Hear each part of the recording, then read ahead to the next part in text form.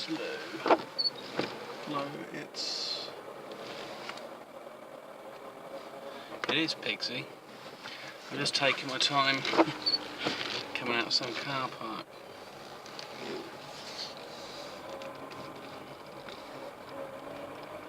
Yeah.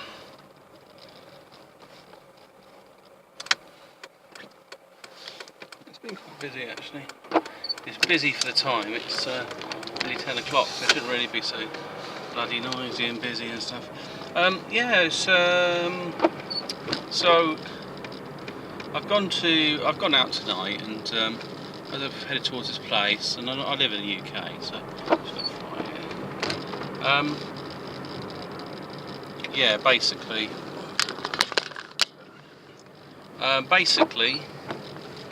I noticed how red the sky was, and you know, this is well past the actual hurricane event. So a lot of that's just rubbish. I don't know what's causing it all. It's not uncommon as well. It's sometimes there's a bit of air in it.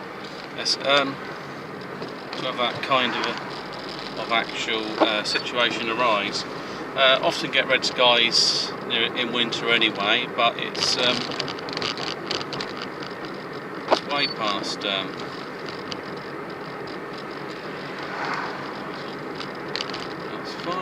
I say it's way past where the sun would be setting,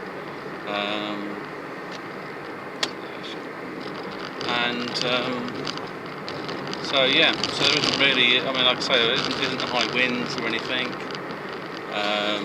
It could be to do with pollution. I mean, tonight's fairly foggy as well.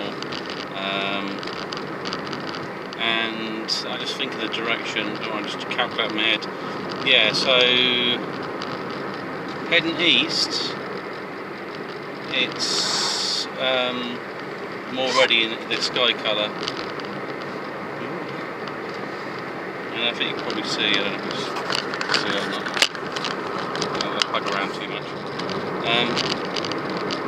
Yeah, so it's fairly misty night, and it just seems really strange.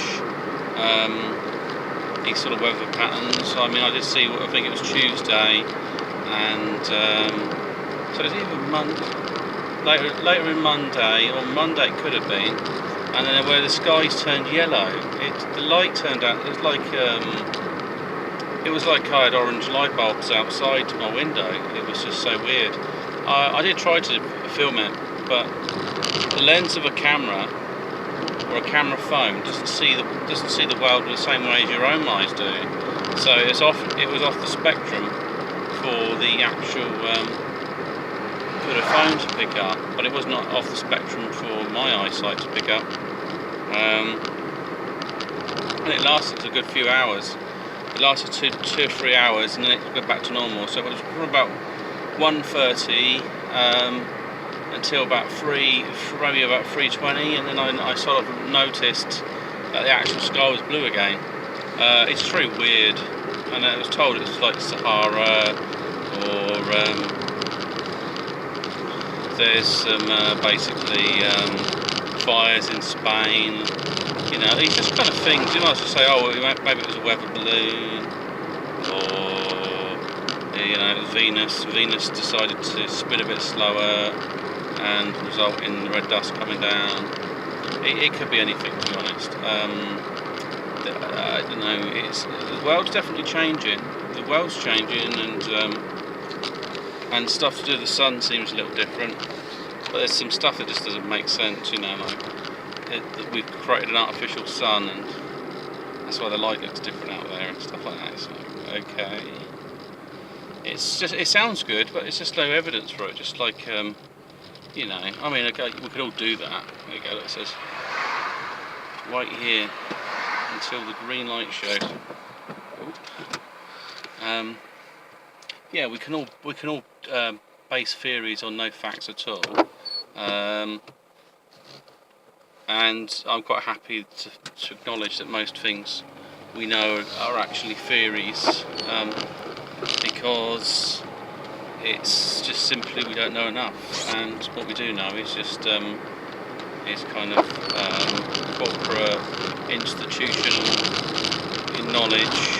You know, it skims the surface. It's just enough to keep you quiet. You know, like they don't want you to go too far beyond that, or you don't need them anymore. That's the problem. If you could do everything that they offer, and the world's a little bit nuts anyway, because if you've got digital currency, which doesn't mean anything anyway, I guess we're selling our consciousness or something in the deal. We're trying to, by believing it actually has a level of value and manifestation. So somebody, I think that's the idea, the more they have money, they believe they've got more of people's, almost like their luck, like that's how people think, but it doesn't work that way. The world doesn't work that way. Certainly there is ways to project your consciousness into things, and you can manipulate things around you and all sorts of stuff.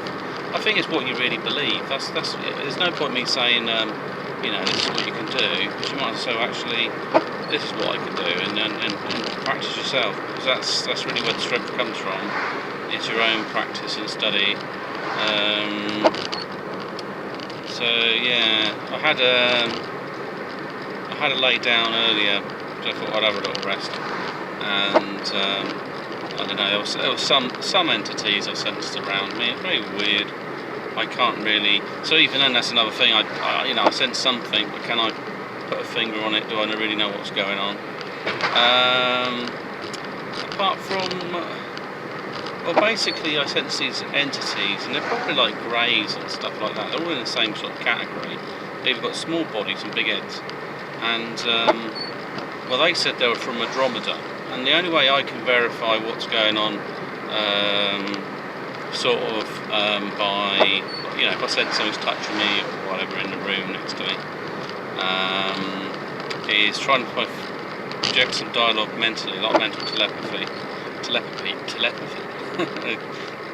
Must be tired. And basically it's all the answers you get back. If you don't really get an answer to what you're projecting, then who knows what you're talking to. It might be some lower form, might be like an animal spirit or something. But if it's giving you some sort of constructive information, it's like, so okay, so I was, like I said, I lay on the bed, this thing, I sensed it was in the room, and I said, welcome. I said, and then I got this thing is, well, why do you always say welcome? And I explained what welcome is. If you're unwelcome, you'd be, you know, not wanted here to come in, but as I'm sort of, you're my guests, and you know, there's a kind of mutual exchange potentially there. I welcome you into my property, so that's soul contract stuff. It's under conditions that it's a mutual beneficial thing, and based on what I consider beneficial, basically. What did it say? It said it from Andromeda. He asked me why I had a rock under my bed. Why do you have something from another planet? That's to do with Moldavite. So I've explained that was something that was impacted, and I was interested in its energy frequencies and meditating with it and stuff like that. So they thought, okay. And weirdly, actually, I think something else has turned up with the Moldavite. I've got it locked in my vault, which is a pyramid with a jam jar shoved inside it. That's orgonite, or organ if you're really sensitive about ownership, copyrights and other nonsense.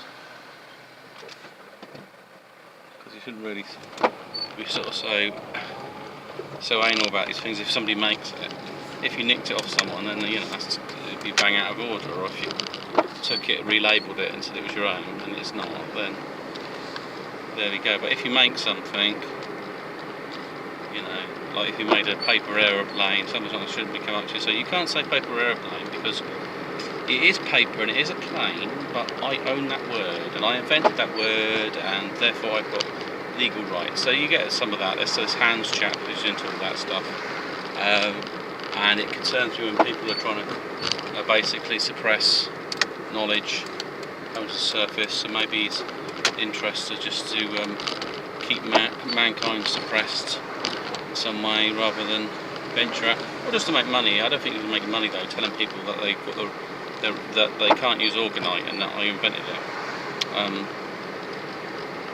and what orgonite is, and all these sorts of things, and you know, because the ratio may vary a bit. It's like I invented cement, I invented concrete. You can't use that word. You have to call it aggregate mix or something. You can't call it concrete. You know, so anyway, yeah, so I sort of veered off a little bit there, just sort of moan about someone. So yeah, I've got to ask a few sort of questions, and I closed my eyes. I was holding some organ I had out anyway, so I had a feeling they were sort of looking at it.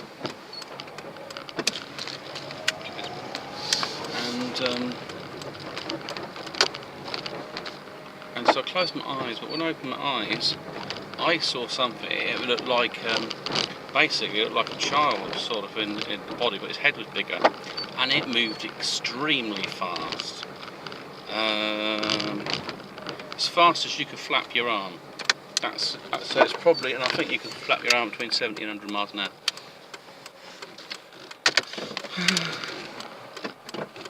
Oh, I just go for it, man. So yeah, so I saw something, and I can only verify they're the facts, and you know, I could have like imagined what that meant, and you know, being oversensitive in some way. Even so, it's just kind of building up the volume of facts. And then there's the questions as well. I could have answered my own questions in my head, but I didn't have to, and I've got no reason to. So yeah. Anyway, it's Pigsy signing off. Then what do you say?